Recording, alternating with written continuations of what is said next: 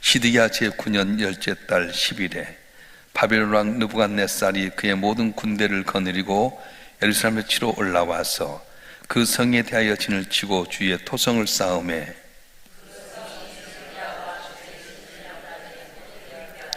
그의 넷째 달 9일에 성중에 기근이 심하여 그 땅 백성의 양식이 떨어졌더라.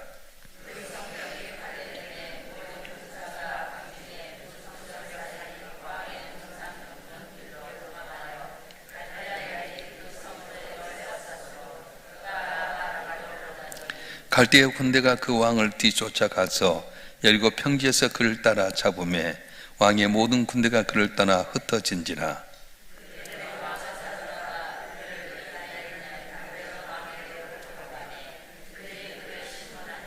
그들이 시드기야의 아들들 그의 눈앞에서 죽이고 시드기야의 두 눈을 뺐고 놋 사슬로 그를 결박하여 바벨론으로 끌고 갔더라.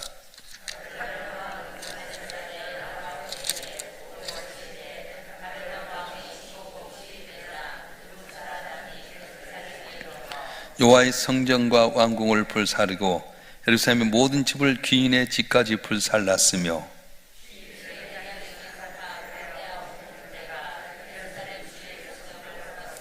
성중에 남아있는 백성과 바벨론 왕에게 항복한 자들과 무리 중 남은 자는 시대장 느부사라단이 모두 사로잡아 가고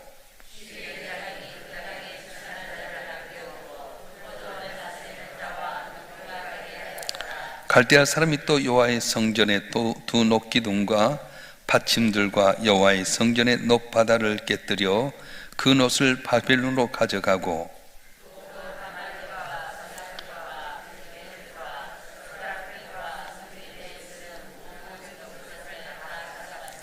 시대장이 또 불 옮기는 그릇들과 주발들 곧 금으로 만든 것이나 은으로 만든 것이나 모두 가져갔으며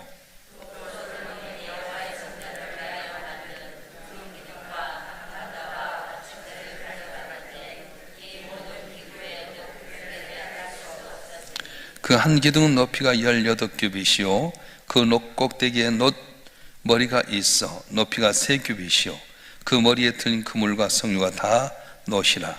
다른 기둥의 장식들과 그물도 이와 같았더라.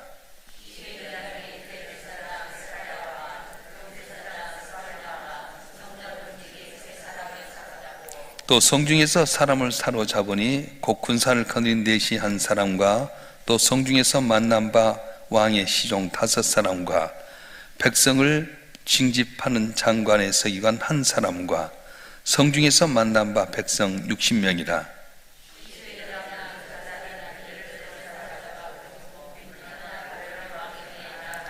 바벨론 왕이 하마 땅 리블라에서 다 쳐 죽였더라.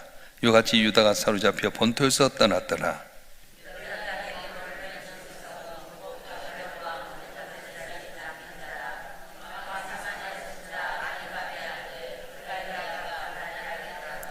모든 군대 지휘관과 그를 따르는 자가 바벨론 왕이 그달리아를 지도자로 삼아 담을 듣고 이에 느다니아의 아들 이스마엘과 가랴의 아들 요하난과 느도바 사람 다누메스의 아들 스라야와 마가 사람의 아들 야하산이 사니야와 그를 따르는 사람이 모두 미스바로 가서 그달리아에게 나아가매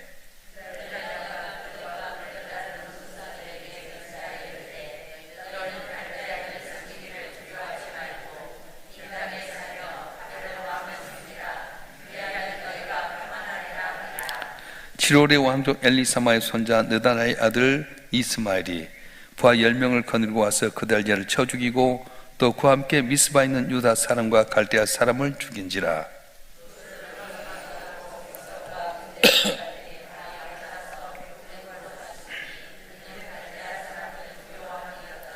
유다의 왕 여호야긴이 사로잡혀간 지 37년 곧 바벨론 왕 에올무라닥이 즉위한 온년 12월 그달 27일에 유다의 왕 여호야긴을 옥에서 내놓아 그 머리를 들게 하고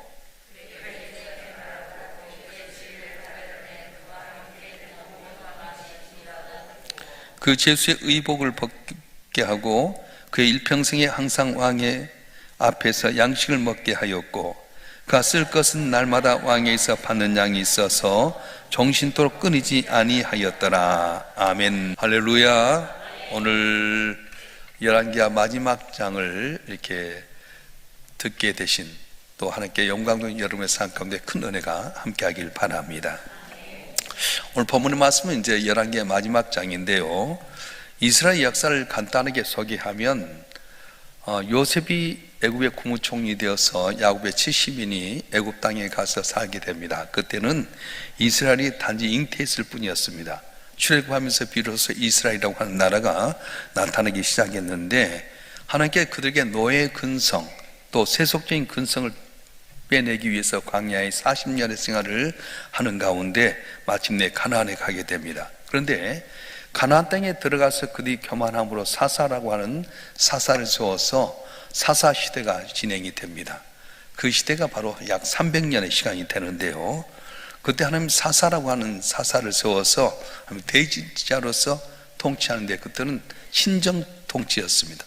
인간이 통치한 것이 하나님이 통치했는데, 이 사사 시대를 맞이하면서 세속주의에 빠졌던 이 이스라엘이 우리에게도 왕을 주시옵소서, 다른 나라에 우리의 왕을 달라 해서 하나님께서 그들의 고집 꺾지 못하시고 결국 왕을 세웠는데, 첫째는 3명의 왕을 세우게 됩니다. 사울 왕을 세우고 다윗을 세우고 솔로몬을 세웠는데, 이 세 왕이 각각 40년씩을 다스려서 120년 동안 다스리며 통일 왕국을 이루게 됩니다.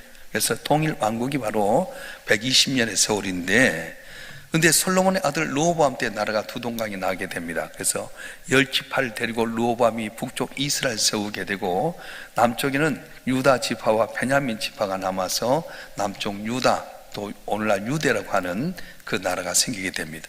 근데 북쪽 이스라엘이 우상을 섬기고 하나님의 범죄함으로 말미암아서 그 제약이 커서 BC 722년에 아수리에 의해서 망하게 되고, 남쪽 유다는 그런 대로 그래도 하나님 앞에 죄를 이렇게 적게 지어서 마침내 BC 586년에 바벨론에 의해서 나라가 망하게 됩니다. 자, 그래서 오늘 본문의 말씀은 바벨론에 유다가 망하게 되는 장면이 나오게 되는데, 이 열왕기 상하와 역대 상하가 똑같이 왕들을 기록했는데, 열왕기의 기록은 선지자들의 관점에서 보는 열왕들의 이야기입니다. 그래서 역대기는 제사장적인 관점에서 보는 이 왕들의 이야기이기 때문에 어떻게 보면 이스라엘 역사를 완전히 기록한 것이 바로 열왕기 상하라, 이렇게 이야기할 수 있습니다. 자, 오늘 본문의 말씀은 시디기야 왕 때에 바벨론 느부갓네살 왕이 와서 그를 이제 예루살렘에 토성을 쌓고 성을 공격하게 됩니다. 그래서 완전히 차단하는데 1년 6개월 동안이나 오도 가도 못하게 만들었어요. 1년 6개월 동안 이 예루살렘 성벽을 중심으로 해서 토성을 쌓아가지고 들어오지도 못하고 나가지도 못하니까 음식은 떨어지게 되고, 결국은 어떻게 합니까? 그렇게 강했던 예루살렘 성도 무너지게 되는데, 어떻게 무너지냐? 조그만 구멍 하나를 통해서 무너지고 말았어요. 그래서 그 구멍을 통해서 이제 이 시드기야 왕과 이 군사들이 도망가는데, 이걸 알아가지고 이제 바벨론 군사가 쫓아오게 됩니다. 그럼 결국 잡히게 되는데, 시드기야 왕이 눈앞에서 아들들을 죽임 당하게 되고, 시드기야 왕 두 눈을 뽑혀가지고 노 쇠사슬을 의해서 바벨론 끌려가게 되는 겁니다. 자, 오늘 본문의 말씀 가운데 보게 되면 이스라엘이 그렇게 아끼고 자랑했던 것이 세 가지 있습니다. 그 뭐냐면은, 첫째는 성전이었습니다. 예루살렘 성전, 여기는 하나님이 계심으로 말미암아 이 성전 인동한 우리는 결코 외적에 침략당하지 아니하리라. 그런데 그 성전이 무너지고 말았어. 다 있는 것 다 뺏기고 말합니다. 또 그들이 자랑했던 무엇입니까? 예루살렘 성이었습니다. 높은 곳에 아름답게 지었던 예루살렘 성이었는데, 이것마저도 처참하게 무너지고 맙니다. 그들이 제일 원했던 땅이 무엇입니까? 약속의 땅 가나안 땅이었어요. 그렇게 적각거리는 약속의 땅 가나안 땅이라 했는데, 그 가나안 땅을 앞에 두고 그대로 있고, 그들은 나머지는 다 포로로 바벨론으로 끌려가고 맙니다. 여기서 할 수 있는 건 무엇입니까? 우리가 자랑할 수 있는 것, 뭘 자랑하겠어요? 권력을 자랑하고 물질을 자랑하고 원래 잘 사는 것 자랑하면 다 이것도 헛것일 수밖에 없다는 거예요.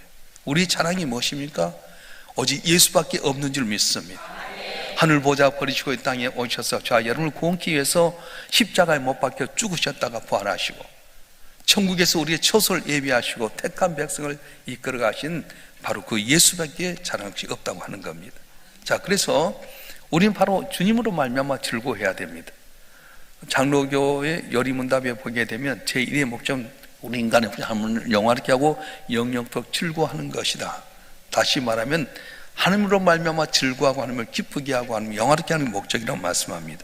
그런데 유다, 다시 말하면 이 이스라엘은 비참하게 멸망했습니다. 그래서 왜 이렇게 이스라엘이 택한 백성이고 하나님의 은혜로 말미암아 복받았던 나라가 멸망하게 되는가? 오늘 우리가 이렇게 복받고 하나님의 자녀로 가는데도 불구하고 우리도 망할 수밖에 없습니다. 어떻게 하면 반면교사를 삼아야 될 텐데, 이 남쪽 유다, 다시 말하면 이스라엘로 간 이 나라는 하나님을 떠났기 때문에 결국 망하게 되었습니다. 죄를 지었거나 허물 있고 부끄러운 일이 있다 하더라도 하나님 떠나지 말았어야 되는데 하나님 떠나버리고 말았어요. 끝내 돌아오지 못하고 오랫동안 죄가 누적되어서 결국은 그 죄로 말미암아서 멸망했습니다. 우리는 뭘로 봐야 되나? 하나님의 현미경으로 우리를 봐야 돼. 우리가 뭔 죄를 지었냐? 아니요, 하나님의 현미경으로 봐야 돼. 현미경을 손바닥 보면 아무것도 없는 것 같지만 모든 잡다한 균이 있는 것처럼 하나님의 시각으로 나를 바라보면 얼마나 죄가 많은지 모릅니다. 방관할 때가 얼마나 많습니까? 여러분, 길에 지나가다가 어떤 사람이 딱 쓰러졌어요. 내일 아니다 방관하고 지나간 그것도 죄일 수 있어요. 내 남편이 만약에 길 가다가 갑자기 심근경색 쓰러졌는데 누구도 보지 않고 갔다면 그 사람은 얼마나 원망스럽겠어요. 내 자녀가 혹시 내 아내가 내 딸이 나에게 유괴돼 갖고 가는데 사람 살리라고 하는데도 불구하고 아무 말도 안 하고 그냥 지나가면 자기 살려고 하면은 그 사람 얼마나 원망스럽겠어요. 하나님의 입장에서 보면 우리는 죄인입니다. 어떻게 보면 내가 말 한마디 잘못해가지고 상대방의 마음에 상처를 주어서 예수를 못 믿게 한다든가, 또 교회 안에서 신앙생활 하면서 내가 했던 행동 때문에 만 죄의 영광을 가린이 있다고 한다면 그건 하나님의 죄예요. 근데 이것을 그냥 모르고 넘어갈 때만 이런 것들이 하나씩 둘씩 쌓여가지고 결국은 죄를 회개하지 않고 하나님을 떠났기 때문에 그는 망하게 됐다고 하는 겁니다. 여기서 한번 생각해 볼 것은 요시야 왕 다음에 4명의 왕이 있었어요. 요아스, 요야긴, 시드기야. 이 4명 왕 가운데 하나라도 만약에 올바른 왕이 있었다면 하나님께서 결국 이 유다를 망하게 했을까? 왜냐하면 하나님 자비 하나님이시잖아요. 히스기야 아들 므낫세가 죄를 많이 지었습니다. 우리 성경에 보면 그냥 55년 동안 죄를 지은 걸로만 나왔는데,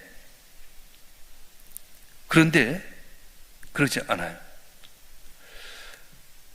어떻게 보면은 요시야 때 이제 율법책을 발견하고 나서 그 전에도 왕들도 유월절도 지키지 아니하고 법을 지키지 아니하고 그랬는데, 율법을 들었던 요시야가 옷을 찢고 회개할 때 하나님께서 이걸 보면서 요시야에게 주셨던 말씀이 있어요. 한번 읽어볼까요? 열왕기하 22장 18절에서 20절 말씀 한번 읽어보겠습니다. 열왕기하 22장 18절부터 한번 읽어보겠습니다. 시작. 너희를 보내 여호와께 묻게 한 유다 왕에게는 너희가 이렇게 말하라. 이스라엘 하나님 여호와가 이같이 말씀하셨느니라. 내가 들은 말들에 대하여는 내가 이곳과 그 주민에 대하여 빈터가 되고 저주가 되리라 한 말을 내가 듣고 마음이 부르짖어서 여호와 앞 곧 내 앞에서 겸비하여 옷을 찢고 통곡하였으므로 나도 내 말을 들었노라. 여호와가 말하였느니라. 그러므로 보라, 내가 너로 너의 조상들에게 돌아가서 평안히 묘실로 들어가게 하리니 내가 이곳에 내린 모든 재앙을 내 눈이 보지 못하리라 하셨느니라 하니 사자들이 왕에게 보고하니라. 아멘.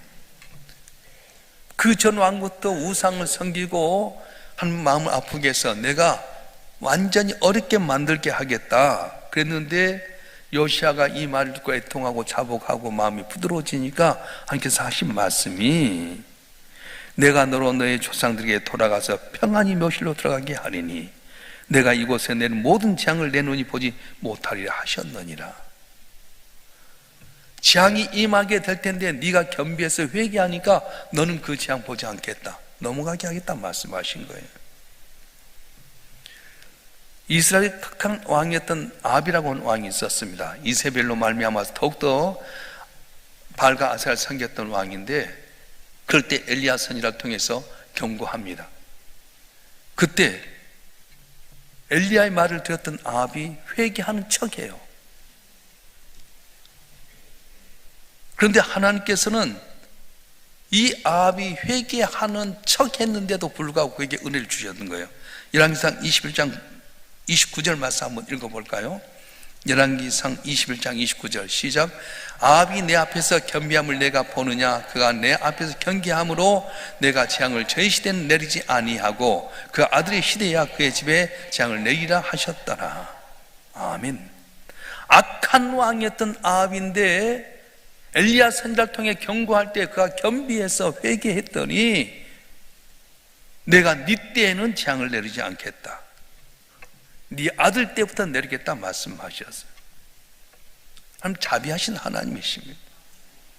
조금 전 말씀했던 므낫세가 55년 동안이나 왕노릇을 하게 되는데요, 그의 죽는 모습에 대해서도 므낫세가 10주와 함께 잠에 그 궁궐 동산에 곧 우사의 동산에 장세탄이라 했던 말씀이 열왕기 21장 18절에 기록되게 됩니다. 그런데 이 말씀만 보면은 왜 그랬는지 몰라요.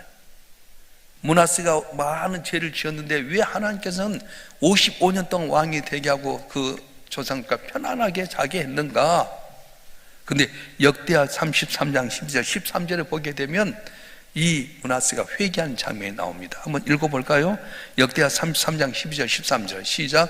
그가 환난을 당하여 그의 하나님 여호와께 간구하고 그의 조상들의 하나님 앞에 크게 겸손하여 기도하였으므로 하나님이 그의 기도를 받으시며 그의 간구를 들으시사 그가 예루살렘에 돌아와서 다시 왕이 앉게 하심에 므낫세가 그제서야 여호와께서 하나님이신 줄을 알았더라. 아멘. 그토록 악했던 아방이나 므낫세가 주 앞에 겸비하고 회개했더니 회복시켜 주시고 네 때는 재앙을 당하지 않게 했다고 말씀하셨어요. 소돔과 고모라 성에서 하나님과 아브라함 이야기가 나옵니다. 이 성을 멸망시켜 버리겠다. 하나님, 은 10명만 50명만 있으면 이 성을 멸하지 않겠습니까? 그래, 네 말도 50명 찾으면 하겠다. 찾아본 게 있습니까? 없어요. 45이면 하겠습니다. 그래, 45도 하겠다. 하나님 40명, 30명, 나 10명까지 말합니다. 10명을 찾아도 은 10명이 없으니까 소돔과 고모라 망했어요.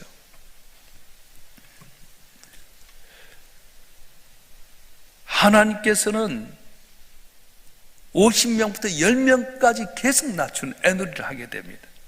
자, 그런데요, 이스라엘에 대해서 멸망을 예고하시던 하나님은 에레미야를 통해서 또 당신의 마음을 알려주게 되는데, 에레미야 5장 1절 말씀 한번 볼까요?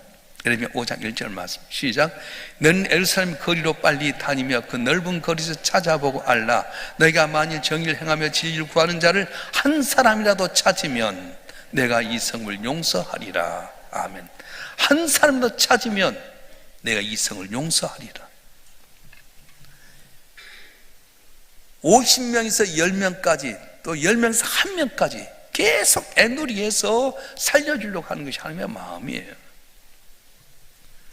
이런 자비로움이 있었음에도 불구하고 이스라엘이 멸망하게 된 것은 끝까지 주 앞에 돌아온 사람이 하나도 없었기 때문이라는 겁니다. 여러분 주변에 아무리 악이 가득 차고 정말로 죄악 가운데 죽을 수밖에 없는 상황이 있을지라도 여러분 한 사람이 주 앞에 겸비해서 정말로 하나님 보시기에 정직하면 여러분 한 사람 때문에 여러분 가정이, 우리 나라가, 우리 사회가 담을 넘을 줄로 믿습니다. 문제는 내 자신도 하나님의 현미경으로 바라보면 얼마나 제가 구들구들한지 몰라요. 얼마나 남의 마음에 아픔을 줍니까? 하나님 마음을 섭섭해 할 때가 얼마나 많습니까? 아들까지 주시고 모든 걸 다 주었는데도 불구하고 그 아들을 예면하고 오늘 또 내 마음대로 내 뜻대로 살아 여러분 볼 때 하나님 마음이 얼마나 섭섭하겠습니까?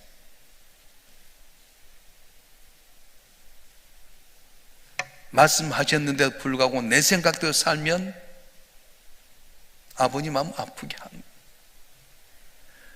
오늘도 자 여러분 한번 하면 어렵다고 생각합니까? 구원받은 감격 속에 매일같이 나와서 찬양하고 영광을 돌려 우리가 다리 뻗고 좀 1시간 더 잔다고 피곤이 사라지고 복을 받게 됩니까? 왜 새벽 나오는 겁니까? 조율하는 거예요. 좋은 악기도요, 옮기고 나면 조율하잖아요. 바이올린도 그러고 첼로도 그러고. 저는 우리 교회 팀파니도 조율하더라고. 난 몰라서 이끼만 때리면 된 줄 알았더니 소리를 조율하는 거예요. 가만히 있으면 풀려지게 됩니다. 새벽에 나와서 주의 말씀 가운데 주여 내가 이렇게 살아야 될 텐데 그러지 못했습니다 회개하고 주 앞에 영적인 능력을 받고 출발이 하나님 능력이 있는데, 교회 앞에 세우심 받은 장로로, 권사로, 안수집사로 최소한 항전주로 세워졌는데 다리 뻗고 자면서 피곤히 하다고 오늘 하루 좀 1시간 쉬면서 힘없겠다고 여러분 되겠습니까? 하나님 모든 걸 다 주셨는데 하나밖에 없는 아들을 십자가에 못 박혀 주게 희생하면서 내가 너를 사랑하노라, 네가 내 뜻대로 살길 원하노라, 아버지 마음을 품고 나가 살길 원하는데 아버지 뜻은 헤아리지 못하고 살면서 우리가 과연 의인이라고 할 수 있겠어요? 이런 사람 하나 없으니까 결국 예루살렘 망하게 된 겁니다. 아무리 혼탁한 세상이라도 저와 여러분 한 분 한 분이 주 앞에 나와서 말씀 안에 조율하고 긍휼을 원하면 아버지의 마음은 항상 돌아선 아들에게 탕자의 아버지처럼 언제나 용서하시고 긍휼을 베풀 원하시는데, 자, 여러분 한 분 한 분 주 앞에 나와서 말씀 안에 비춰보고 회개하고 자보고 돌아설 때에 은혜를 주실 줄로 믿습니다. 할렐루야. 유다가 망하게 된 결정적인 요인은 하나님을 떠났기도 하고요, 또 의로운 사람이 없었기도 하지만은 첫째, 철저한 불순종이었습니다. 하나님께서는 이 이스라엘을 징계하기 위해서 바벨론 들어서 쓰기로 하셨어요. 채찍을 들기로 약속하셨어요. 그러니까 바벨론에 통해서 다 망하게 된다. 그래서 이 에레미야 선지자가 어떻게 합니까? 유다 왕과 에돔과 암몬과 모압과 두로와 시돈 모든 사신들에게 지금 이 시대 속에는 바벨론을 통해 하나님께 심판하신다. 너희는 복종해라. 그러면 살 수 있다. 항복해라. 살겠다고 말씀하셨어요. 에레미야가 나라가 자기 나라가 항복하는 걸 뭘 좋아하겠습니까? 근데 하나님 말씀이니까 지금 이 시대는 하나님께서 바벨론을 통해서 너희들에게 경고하고 채찍질한다. 항복하면 살 수 있다 했는데 끝까지 반대하는 거예요.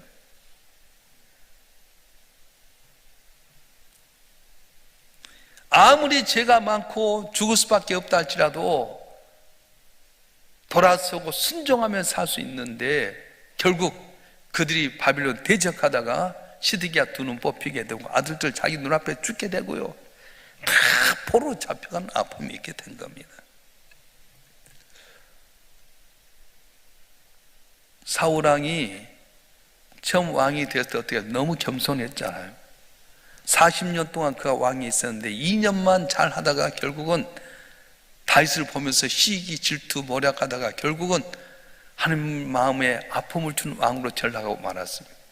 근데 하나님은 그렇다고 멸망시킨 거 아니었어요. 계속해서 그의 길을 줘. 네가 아말렉을 치게 해라. 내가 이기겠다. 진멸하라 했는데도 진멸하지 않고 또 자기를 남겨두게 되고요. 숱하게 기회 줬는데도 불구하고 언제나 불순종합니다. 그래서 결국 사울 왕의 가문이 망하게 되는 겁니다. 하나님은 자비 하나님이세요.